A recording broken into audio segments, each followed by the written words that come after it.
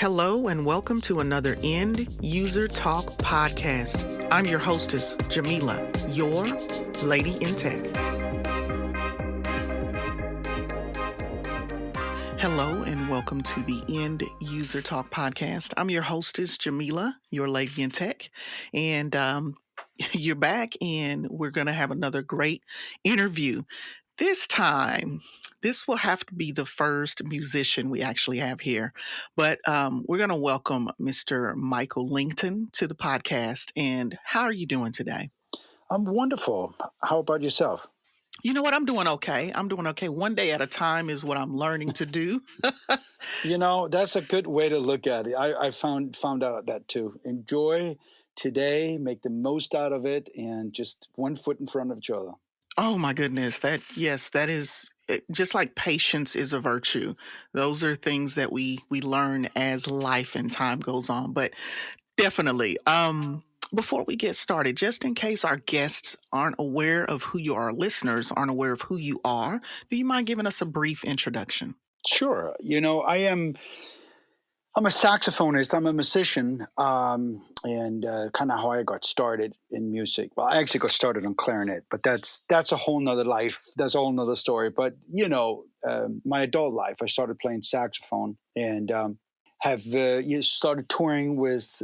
I should say, I came originally from Copenhagen, Denmark, moved to America, and then I started touring with different artists, and then eventually got my own recording contract. So since 1997, I've been making original music, my own albums, going touring, festivals, concerts all over the world, you name it. And so that's one part of what I do. You know what? Everybody has a start, and that's a good one. Okay, so jazz. Yes. Can we categorize you? And it's best to get your interpretation of what it is you do. So is the genre jazz? We have smooth jazz. There's so many different variations of Right. jazz.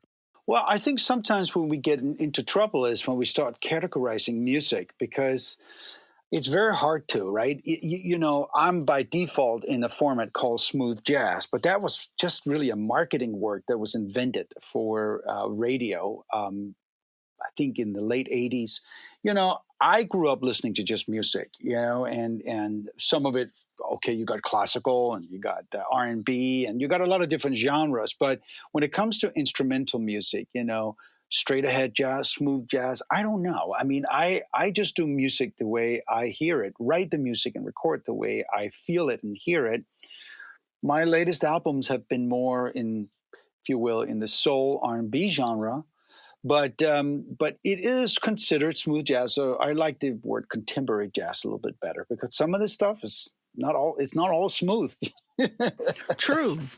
And then if you think about the tradition, well, and I don't want to use the word traditional, but most people who consider jazz they're thinking about the Louisiana, Right. St. Louis. So I think the safest way to categorize sort of the two main categories of jazz would be straight ahead, original jazz or straight ahead jazz, right? Which includes jazz from New Orleans and even going all the way back to bebop and swing and all of that stuff. And then you have sort of a new version of that, which is more based on pop and R&B. And I would categorize that as contemporary jazz, where it's just different than the original. It's not like your Louisiana Dixieland jazz, but it's more of a commercial or contemporary vibe, if you will. You know what? And I that is a very good point, because I also, most people, or young people, I'll say young people, a lot of times young people don't navigate to jazz unless they've had influences during their upbringing, Right. with their parents, grandparents, and maybe someone they have a close relationship with someone who's may have been a performer. But what I do recall is I can't say that I had that type of relation or correlation with jazz. It became introduced to me through Kenny G, which I would have to say back during those times, and it had to have been in the 90s, he kind of crossed over. Now there may have been other artists who did that as well, but I do recall Kenny G having this wave and this presence Well, that introduced it to a wider right, audience, and if you will. so as far as Kenny G goes, uh, he's the best-selling instrumental artist of all time. So when he came on the scene, it was just like it just took over. Instrumental music, and especially the saxophone, just became a whole nother level. But there was many before that that had crossed over. I mean, how about Grover Washington Jr. and all his Right. collaborations with Bill Withers, for example? Those were big uh, R&B albums back in the 70s. And I mean, there's been many things like that. But when Kenny G came on the scene, it just became such a household thing. And, a lot had to do with timing and the right song at the right time. It certainly didn't hurt having Clive Davis right, promoting you right at the same time as Whitney Houston. So there was a lot of buttons that could be pushed. So it was just a kind of a perfect storm. And he was such a breakout artist, and instrumental music and sax sort of really became a household thing. You know what, you hit the nail on the head with that. He did. There were others, definitely, who maybe not have. They were definitely present, but I just recall during that time frame, me being I guess I was a teenager. I don't know. I might have just graduated from high school, and being introduced to jazz in that way. And then there was Right. Will Downing and Sure. Rochelle Farrell, and it's just it opened up your eyes to Right. not the traditional sound of jazz, That's right. Yes, and right. Yeah, that's no, where the because crossover came through. right, and I think before that, that there was a certain perception of what a jazz concert was going to be like. You go into a smoky club and you have to be quiet, and it's a bunch of people playing, a lot of notes at the same. It's not like that always. As a matter of fact, a lot of people come to our shows, for example, in the contemporary jazz scene, and they're surprised that it's not what they expected at all. They were expecting more of a sleepy thing or more of a swing thing, and they come out and it's like an R&B concert in a way, or soul concert, Right, right. But it's not going to a Kool and the Gang or Earth, Wind and Fire concert. Like they're not what just mostly with instrumental music.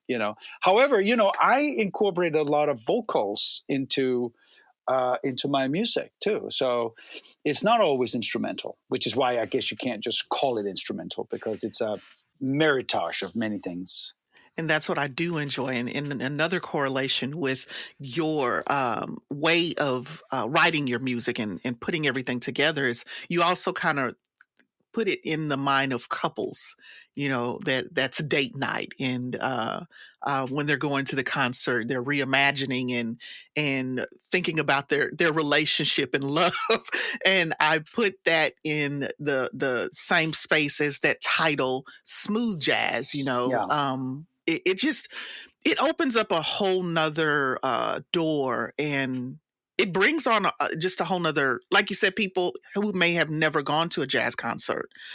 They get to go to one and they get to experience something different. And then they'll do their research, and then they go back and Right. they find other musicians and artists. Let's talk about my daughter, for instance. She started in the band, and she played tenor and alto sax. Okay. So, Cool. so that was my introduction into just the instruments, Right. the instrumental version of it. How exactly, going from the clarinet, how did that transition take you, going from Well, clarinet to saxophone? right. So a lot of things happened by accident, really, in the beginning of your life. I started playing piano when I was 7, and I didn't like it. I wasn't good at it, and I didn't like it. Now, later on in life, I've really come to love it, but that's a different story. But um, my father, my grandfather was a famous musician in Denmark. My father didn't pursue a career in music, although he played clarinet and saxophone as a hobby, and still does at 87 years old. But I was a part of a musical youth group, if you will. I mean, it's without getting too heavy into it, but in Copenhagen, there is an amusement park called the Tivoli Gardens, and inside there is a boys' guard. So it's kind of like a little miniature uh, Queen's Guard, if you will, or we have uniforms and hat. But there's a band part, and I know that there was an opening for clarinet, and then my dad played clarinet. So they said, "Well, why don't you play clarinet, and your dad can help you out?" And that's kind of how that started with the clarinet, and it was cool until about 15 years old, and then I discovered the music of David Sanborn. That was sort of, I'll go, wait a minute, you can actually play an instrument that sounds like that, you know. And so that changed everything for me. I kind of didn't want anything to do with the clarinet after that. And I'm not trying to diss anything, but it was Right. just, for me, it was just like, wow, talk about, clarinet is a classical instrument pretty much, and there have been a couple of great jazz players like Eddie Daniels and Pete Fountain, remember that name, but mostly like the sax was cool. I heard David Sanborn playing Hmm. on David Bowie records. I heard him play his own records. It was funky. It was jazzy if it wanted to be, but it could be applied in pop music. As a matter of fact, a song that I recorded and doing my live show is Baker Street, which Baker Street was a massive worldwide hit in 1978 by a guy named Jerry Rafferty, who and the hook of the song is the sax. As a matter of fact, he doesn't even sing a hook in the song or a chorus in the song. The chorus is the sax. So when I heard that kind of stuff, I was like, that is the coolest thing I've ever heard in my life. So, and it's an easy transition. It's the same family of instruments. So I would say it was a matter of me being at a certain age. My musical taste was changing. I was changing, becoming a young adult, and sort of my taste had completely changed in my pursuit of music. It was kind of all happening at the same time, where like sax is going to be my instrument. I want to be a musician, making a living as being a musician. Now, I had never any aspirations at the time of started making my own albums, and that was an opportunity that came later on. But that was for me what the transition was all about, going to saxophone. Yes, and my daughter, as I mentioned, she played both tenor and alto. Now, I don't want to say unfortunately, because we all know that in life we get introduced to different things. Right. She stopped playing and joined the Air Force. uh, and Well, my here's my question to you: if you wanted, the Air Force has an amazing band. Why didn't you just join the Air Force band and still I playing? don't. It's just it's interesting. You go in and you think, hey, this is what I'm going to do with my life. I've learned how to play this Yeah, instrument, and you get introduced to so many other different things. So I don't right. think it ever occurred to her, to be Yeah, honest. But her two younger sisters took on the violin, right. and they seem to enjoy it. But that was me as a parent, my introduction, and that's how, well, playing with instruments, that's how that became Well, introduced to me. whatever you make a living of it, you make it your career or not. Being able to play an instrument and having understanding of music and just playing music is a really good thing. I encourage everybody and anybody to play something. I have people always asking me, "Oh God, I'm 50 years old and I kind of want to play the sax, but I mean, I'm too old." I'm like, "No, you're not. You are. There's never a good time or a bad time. You just start. You just go for it. We have one life to live, and you just go for it." And I think music does it. If you have an artistic sort of mind already, if you're an artist already is in you, it only furthers that. If it's not in you, if it's like musical talent is not really something that you feel you were blessed or gifted with, I think you produce some of it, you know. But and I know from studies. I mean, I hate to get technical about music because it's not really about that, but they are saying that overall, children, particularly that are involved with an instrument of music, their academic grades are better. And I can't explain that. I just don't know that, but it's just a fact that they just do better in other subjects than music. Does it widen your horizons? I mean, I don't know. I don't know what that is about, but music is a beautiful thing. And I tell you, like talking about the piano. So you're not a professional, but how cool is it? Like, with the family getting together, or you walk into a hotel and there's a grand piano, and then you sit down and play your tune. I mean, there's nothing that changes a vibe or uh, talks about unity, and because music is a major uniter of all kinds. I mean, every kind. So and music just has a way to bring people together. So it's just such a cool thing to be able to have a talent like that. No, I definitely agree. And as far as music within itself, whether it doesn't matter what part you play in that, whether you're the producer, the writer, um, uh, um, music speaks. It's universal. And it speaks to you when you sometimes can't find the words for yourself or the emotion. And that's one thing that I did.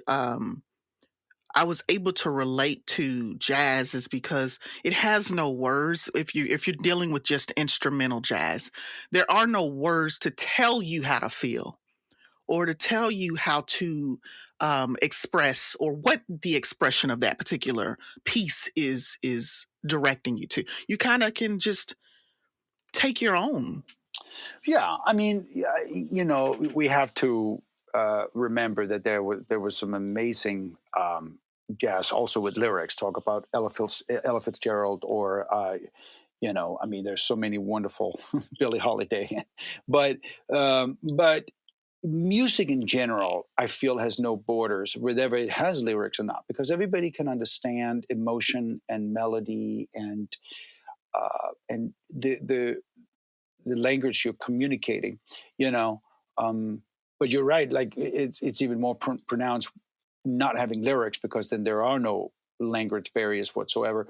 But I've done concerts. I remember one particular concert I did in Russia, uh, somewhere in the middle of Russia. There was not one person that spoke one lick of English, you know. But man, I'll tell you something. I walked up on that stage and the whole place was packed, and they were sitting in the aisles, and they were just we were talking. We were talking without talking. Does that make sense? It does. It definitely does. And that's the thing about music is it doesn't matter.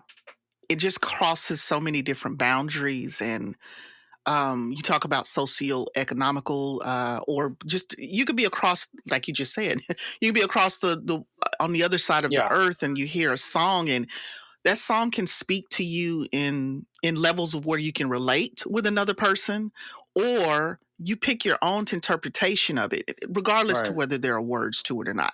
And I Right. think that's where, when you speak about children or infants, a lot of times they say to play classical music with an infant. It just Right. broadens their horizons. But if you think about an infant really and truly deals off an emotional level. Yeah, I mean, I have firsthand experience. I became a dad during the pandemic. Became a dad for the first time at 51 years old. It was kind of a crazy experience. But Congratulations. thank you. But something I mean, it goes without saying, but wouldn't trade for the world. It's been one of the most beautiful experiences I've ever um, I have experienced myself. But you can imagine there's been a lot of music. There is a lot of music in our home. I have a recording studio at my house for one thing. I do virtual shows. I did it every week during the pandemic, and then now I do them every other week because of my touring schedule and all that stuff. I record some of my albums here. I do all kinds of stuff, and having my guy. I also have a daughter that I sort of inherited from our relationship with my wife, But I am technically dad of two, but having music in the home and having them be be introduced to music so early on. I mean, just his movements. He loves music. He loves to dance, but he also, of course, people give him toy saxophones because they think it's cute. I play the sax, and he will Hmm. come. He'll whether it's me playing or somebody else playing, he'll go and pull that out and start dancing around with this thing, and it's just a cool thing. Music is a really cool thing, and my daughter, um, is an incredible dancer and sort of performer, and just she's rhythm. It comes natural, and I think that's what happens when you introduce music early on, um, in children's life. You're kind of alluding to the fact that, or just to the idea that children who are exposed, and this is what's so important about the arts being in our schools, because again, not every child is going to be able to have the benefit Right. of being exposed to it within their home environment. That's right. So, and you also talked about 2020, which I definitely want to get into that because I was reading your website Okay. and I saw where 2020 put a pause on a lot of things. It was an abrupt stop, a halt, and many of us had to find ourselves. The coin term out here is reinventing, Yeah. and Absolutely. Yeah. I saw how you and a lot of other people had to figure out, well, how can I continue to keep things going and do what I need to do, and in this particular environment. How exactly was that for you? What did it take for you to come up with the plan to execute you keeping things going in this time of pause? Fear of becoming displaced or stagnant. A fear of waking up every day and not feeling having a purpose. You know, I mean, one thing is you take my live touring away. You know, I mean, the other thing is you can't. We're all sheltering that we can't see. We can't do the things we're used to, going and having dinner with friends or hanging out with someone. I mean, it was a crazy time. I have to say, in hindsight, I feel bad. I almost feel bad saying this, but 2020 was actually a really, really important year for me in so many ways. Um, and I look back on 2020 as a really difficult period for us as a nation, the world, and a lot of people lost loved ones, and I lost friends, and it was very difficult from that perspective. But there was definitely, I was blessed with some silver lining. I mean, for one thing, if of just think about this, if of all the years touring, the problem with touring for me is you have to leave, you got to be away from home, you know so you're going to miss things. And to have a child so late in my life, and if there's any years I could be sidelined, it would probably be the best year because I could be here and watch him every day and spend that quality time that you can never get back with him, right? So to me, I looked at it as an incredible silver lining out of um, you know, it was making lemonade out of a lemon, right? But Hmm. the thing for me was that this is going to sound like a joke, but it's March 13th, 2020 was actually the day it was declared a pandemic and they were closing down the country and stuff. And I was on my way, I was at the airport on my way to Arizona to do a show. And I'm not kidding you, this is not a joke, but it was called Jazz at Corona Ranch. So bizarre. No, I'm telling Irony. you, yeah, it was just so bizarre. But my best friend called me. He says, "I really don't want you to go. I don't want you to get on that plane because you just had a baby. My son was born February 10th, and this was March 13th, so he was 1 month old." He said, "I don't want you to go." I'm like, "Yeah, but I got a gig. I want to do it. It's just a cold, whatever." And anyway, went and did the gig at Corona Ranch, but was terrified because I got there and turned on the news and there it was. It was all even thinking about renting a car to go back in case the airlines weren't flying and all that, But I got back, and of course I was happy that I got back and I was safe and all of that. But I remember waking up the next day and the day after that going, everything's gone as we know it. Like there's no touring, things are just shut down. So now what? And it was really going, I cannot wake up not knowing when I feel like I'm using my time and talent again. So I have to create something. So very slowly I got into live streaming, and I knew I wanted to do it. I took it on as such a project. I don't know. It was very bizarre. I took a certain approach and handle to it. I wanted to do different things different. I wanted to do high quality things, even though I didn't know anything about it technically, other than I had the audio part down because I have a studio at my house, but cameras and lighting and IT stuff like upload, download streams and any of all of that technology stuff, I had no clue. Nobody did, you know. And I didn't want to just do a show and do a Facebook Live. I wanted to do something where you actually create a concert. You create something special, something unique. You build a community, and you can stay in touch with that community. So we could all sort of hold each other's hand during this time. And um, I don't know how many shows I've done, probably 80 shows at this point, and I still do them. I ended up learning, and I learned and I learned. Then I got a sponsorship with a camera company, Black Magic Design. Then I, understood about lighting, and then now I have a smoke machine at my house. You know what I mean? It's like I just went kind of nuts. Ended up winning an award for most creative artist. But I wanted to produce such a thing. But more importantly, I wanted to have this community to go through this crazy time together with, something to look forward to, something to work on during the week.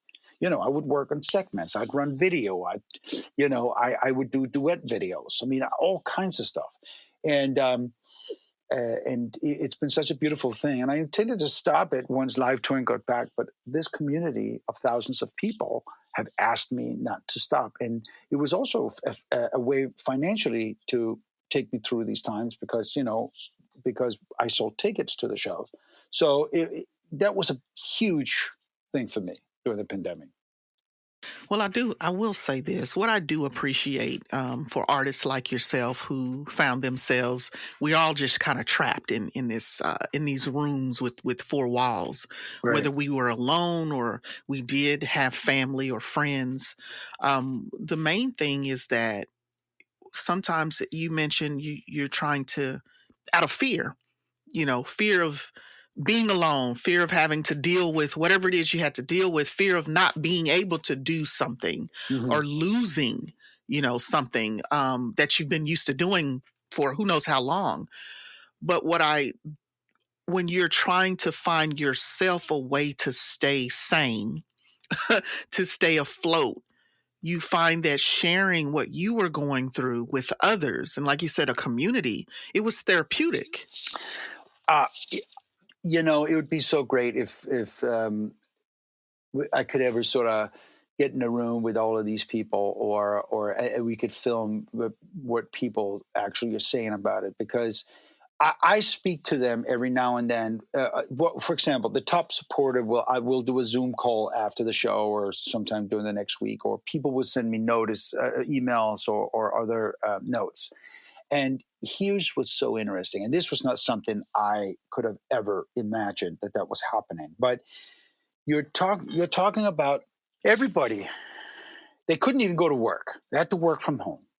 Right. They couldn't see their family. They couldn't see their friends. Okay, movie theaters were shut down. Restaurants were shut down.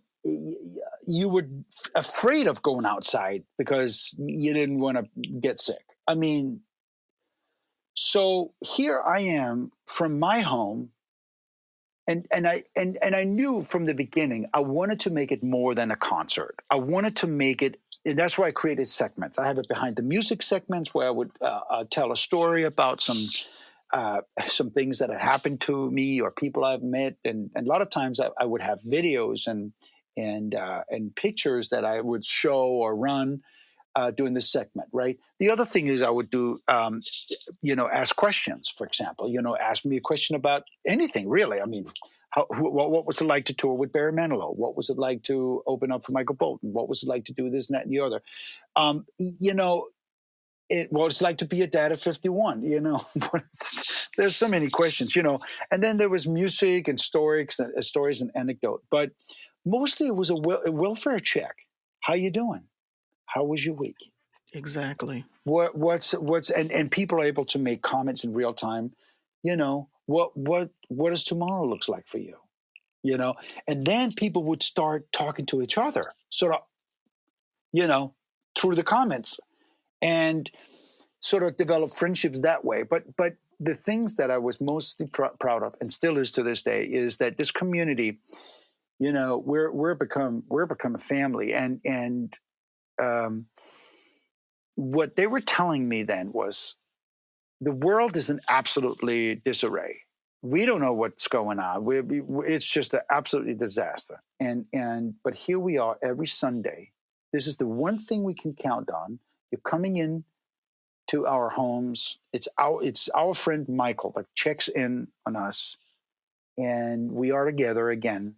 You know, and you check in on us. Yeah, you play music, and that's wonderful. But the conversations, the checkups, are really the most wonderful thing. And then feeling the sense of friendship and community with all the other people attending the show.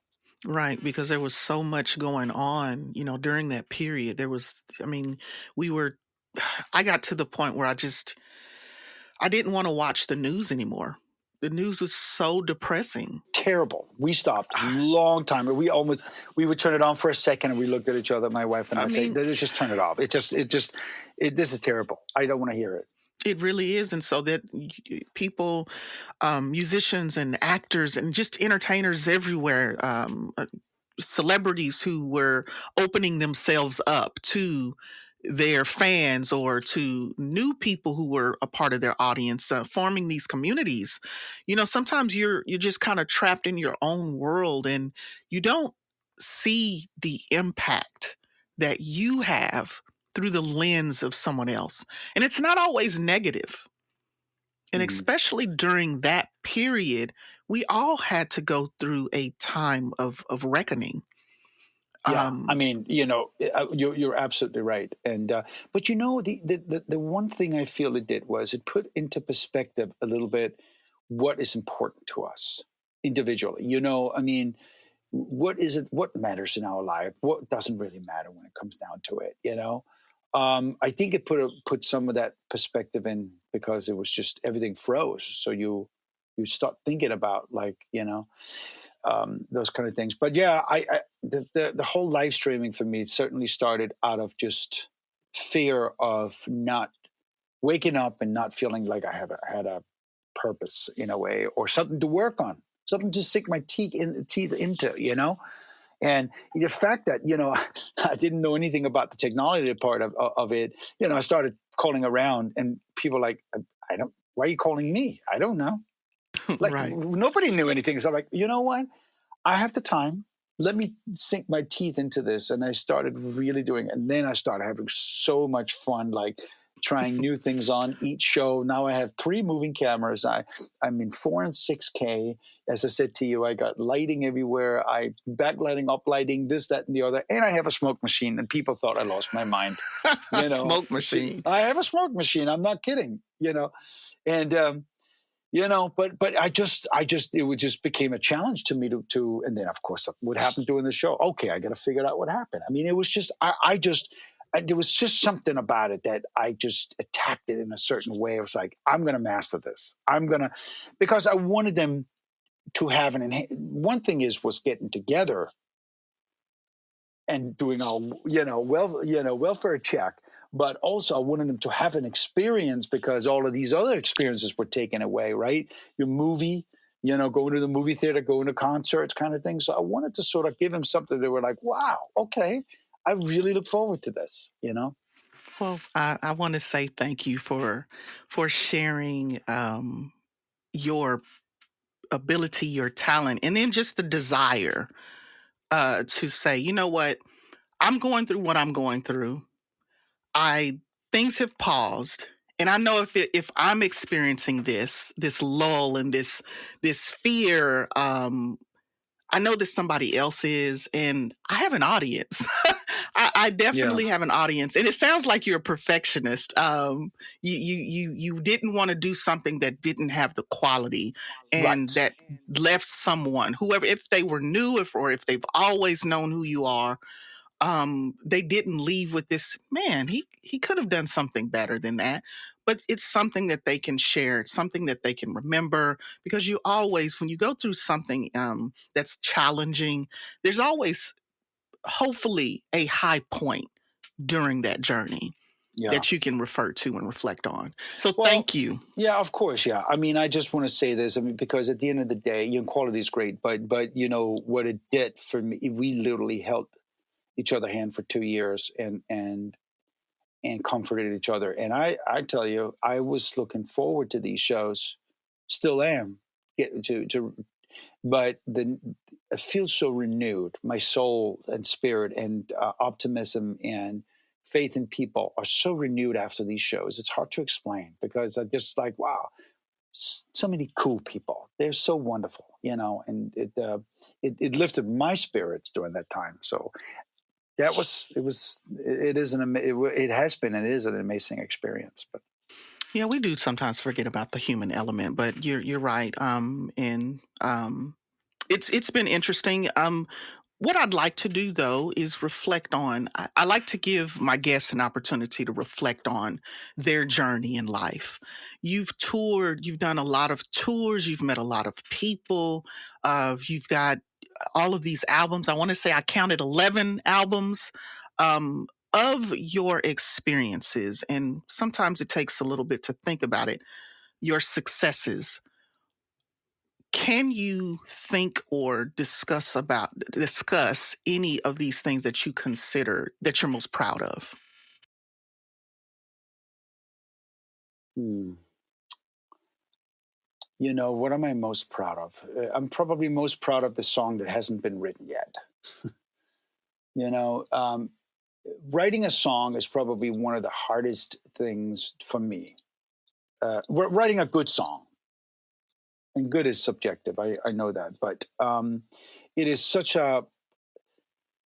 You can imagine. You start with an idea, or there is no idea, and then you create an idea somehow, and you finish the song, and somehow it becomes something that people love to listen to, and if you're lucky, it ends up on the radio all over the world. I mean, that to me is some of the things I'm most proud of because I never considered myself a songwriter. I was always a musician, performer, and obviously a part of what you got to do. If you start making albums, you have to start writing songs. I mean, I have written over 100 songs, maybe 150 songs now, which is maybe in the talk about somebody like Bob Dylan's probably written 10,000. So it's not a huge amount, but I mean, a lot of these songs has become sort of signature songs for me. And I just look back on that going, wow, what a cool thing that I was able to communicate something through writing that people enjoy listening to and request, So that's definitely something that I'm proud of. One specific thing, is that what you're looking an answer for? Or, No, all of that sounds great. well, Because I know sometimes it can't be one specific thing. It could be a number of yeah, things. yeah. I mean, look, I mean, really, my best production today is my little guy, my little son, Right. and because that's just a miracle. That just everything else just fades in comparison to creating life and seeing this little soul run around being so happy and you just go, man, this is just so beyond anything, musical or technical. No, I agree. Yeah, I yeah, became a yeah. grandmother for the first time in Wow, 2020. So wow. I mean, it is. We've gone through life. We've lived on this earth for a while, and we've seen a lot. We've been exposed, but to see that child for the first time experience something and to see them pause or to see their Yeah, I eyes mean, light up. I think it was good for me as just a human being to have that experience. You know, it just I think it grounds you. I think you shift the focus away from just you and your music to something else that's just larger than that. You know, and Right. I think it Right. humbles you. It does. You have to make sacrifices because when they don't sleep, they don't. You don't sleep. I mean, whatever. But I just think it's a wonderful life experience to have that. But I'm proud it happened. Everybody's kind of written me off. Hey, you're too old now, including my No. dad. My dad's like, oh, don't bother. You're too old. He goes, I had you at 37 and you're 50, over 50. Forget it. And now he's like, "Oh my God!" I said, "Good thing I didn't listen, huh, Dad?" And he's like, "Yeah, Exactly. And Well, I'm so, glad you didn't listen either because you could definitely still have them. And like you yeah, said, it just gives you a sense of everything that you've yeah, done. And you've done yeah. some amazing and some great things. Honestly. I think transitioning, which because early on in my career, this is what I first mentioned is like I when I first came to the U.S. I would start touring with other artists, and I was happy doing that. I had some wonderful tours that I did with. I mean, I toured with Bobby Caldwell for 4 years as his sax player. We also ended up working together on my first album and had a big hit with a song called "Tell It Like It Is." But after that, I was touring with somebody I idolized as a kid, Randy Crawford, and we got the same manager. We had the same manager, and then I started touring with her, opening up for her, and then we just became friends. So I mean, these were all wonderful experiences, but to be able to transition into start writing your own music, making albums, and then go and touring as your own artist, it takes so much sacrifice because there's no money in it at first. So it's like, how do you make a living? How do you actually make that transition?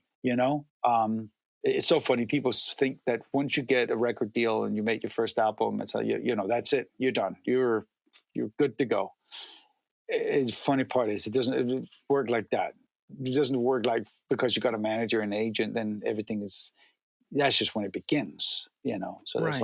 there's a long way of becoming successful, and you have to create a track record and enough content for people to actually want to come and see you live and all of that stuff. But I was able to stick with it and figure out to survive in doing those times. And then I stuck with it. And that's what I've been doing for the last 22 years, 3 years, something like that. So that to me you know, was kind of a major thing for me in my career. I mean, there's things, individual things that happened, like playing at Royal Albert Hall in London and having my parents witness that, playing the Hollywood Bowl, flying my parents over to see that. I mean, there's just things like that, but there's a lot of things. It would be boring for me to sit and tell you everything but that's just been, but what's funny about me is, and people always remind me to slow down, take a step backwards and appreciate some of these things, because you asked me earlier, is like, what I'm most proud of, and I said the song I haven't written yet. I'm always looking forward. I'm always more interested in like what's next, what's happening next, what's the new thing, what are we doing next, where's the next tour going to, what's the next album like. And the truth is, I sometimes forget to retrospectively look at things that has happened, and you got to do that so you have an appreciation. Otherwise, it just they always say it's not the end goal. It's not getting there. It's the journey Hmm. that you Hmm. got to pay attention to. You know, Yeah, and I was Bec- just going to ask you, have you impressed Michael Lington? Have you impressed yourself yet? I, maybe if I go back and take inventory, but I honestly like. It's so hard to explain, but I don't like. My first answer is no. I have not yet. And And that's that's fair. a really weird thing to say, because other people may look at my career going, "Oh my God!" I mean, I'm probably the only Danish saxophonist that's been able to do what I do. But I don't look at it. Exactly. I don't look at it like that. That's great, but that's not what am I doing tomorrow? And I have to remind myself to slow down. I really do, and I try to. And there's sometimes I hear something or I'll see something going, wow, okay, that's right. I forgot about that. That was kind of cool, you know. That was kind of a thing, you know. But I think it's important to.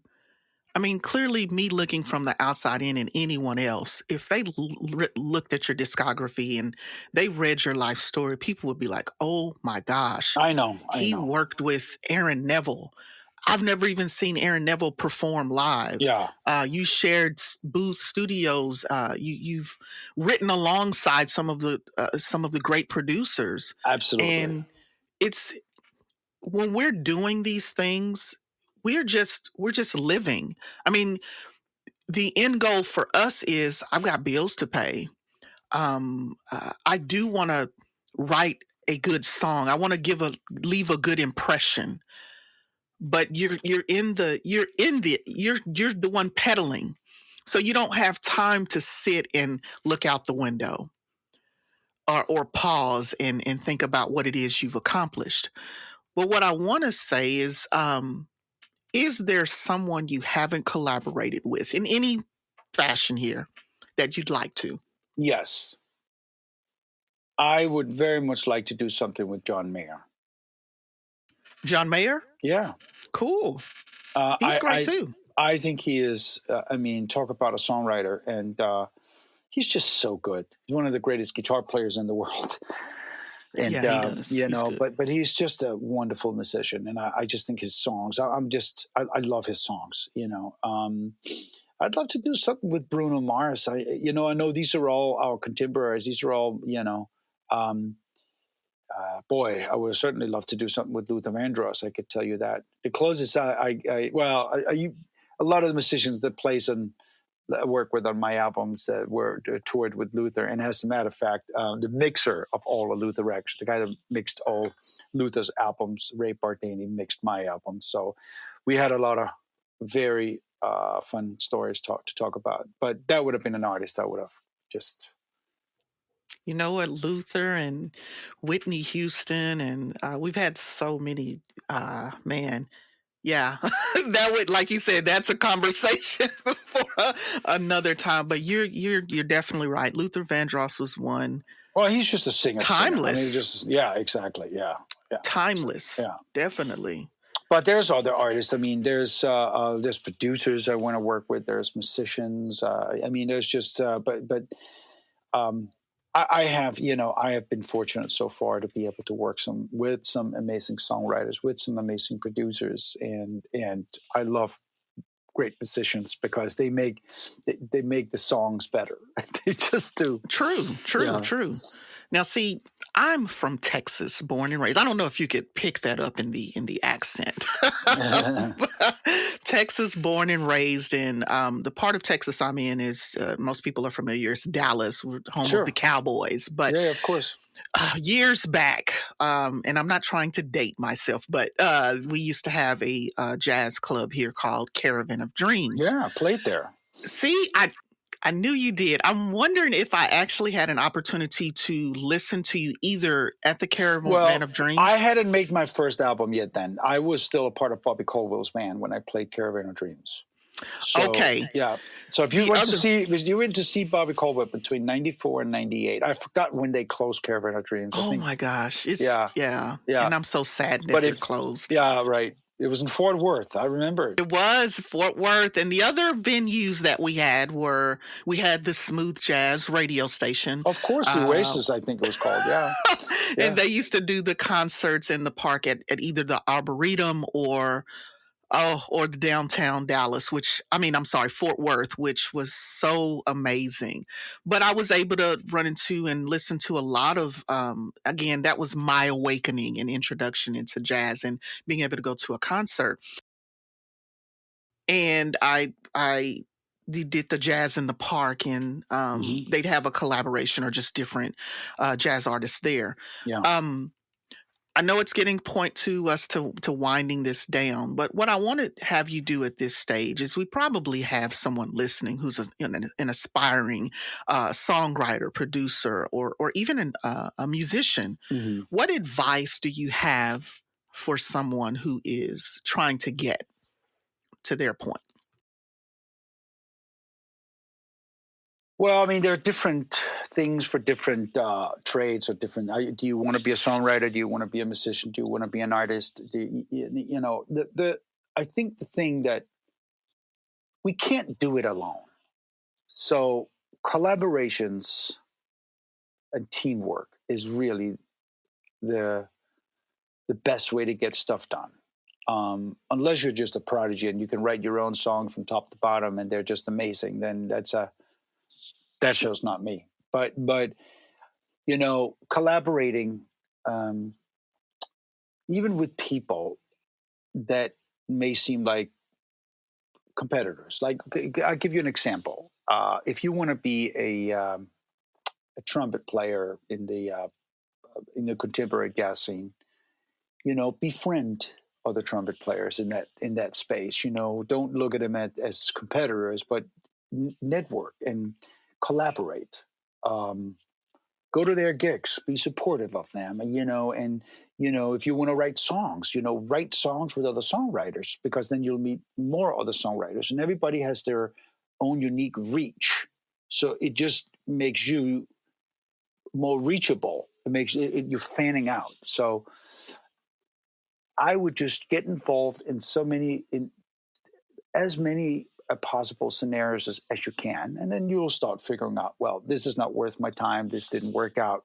But starting out, just get yourself involved in as many things. Reach out, support, go to other people's gigs, write an idea, send the idea to another songwriter, say, "What do you think about that?" And you know, collaborate. That would be my but you know, at some point you're going to get an opportunity, so you have to be ready for it too. So whatever field you're in, make sure that you're as good as you can get in that field, because all suddenly an opportunity is going to come, and if you're not ready, you will miss the opportunity. It'll go to somebody that was ready. So if you play an instrument or you're a singer, you know, make sure you're good. Make sure that you've done all your homework, and so when time comes, you can deliver. You know, Yeah, I agree. And that also speaks to being able to longevity of your career as well. be nice and courteous. That's another thing. It's just Right. I know it seems so obvious, right? So, but just you know, be just yeah. Well, we thank you so much, Mr. Michael Lington. And before we go, we definitely have to talk about your latest album titled Along Together, the duets. Yes, Well, let's that project and any other projects that aren't spoilers, of course. How can people follow you, find you, sure. and all of that good stuff? Well, yes. So let's start by that. MichaelLington.com, my website, is always a great destination to go to because you'll see about everything. You know, I'm, of course, on all social media. I shouldn't be too hard to find there. Uh, New album or new EP coming out this year, a little later in the year, probably September, October. We're just finishing it up right now, and the first single's going to come out. I haven't titled it yet, but I have some great working titles that but it's coming out this year. My current project, Alone Together, is a compilation of new recordings of the duets. So some of the duets I did on my virtual uh, concert series on stage that we talked about earlier.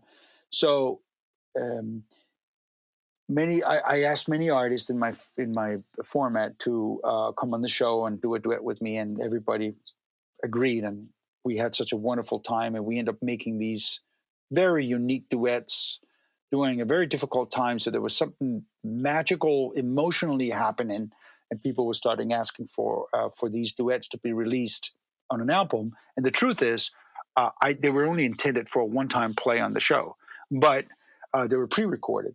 But anyway, I put it together on an album. We ended up remixing and mastering and all that stuff. But those duets from the stage at show, 10 of sort of the highlights or 10 of the fan favorites were put together on Alone Together, including Boney James, Dave Koss, Brian Culbertson, Kenny Lattimore.